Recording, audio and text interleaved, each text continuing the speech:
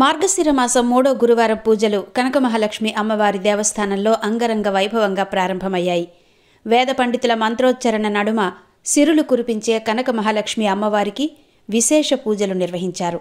ఉత్తరాంధ్ర జిల్లాలతో పాటు వివిధ ప్రాంతాలకు చెందిన భక్తులు పెద్ద ఎత్తున అమ్మవారి దర్శనం కోసం విచ్చేశారు.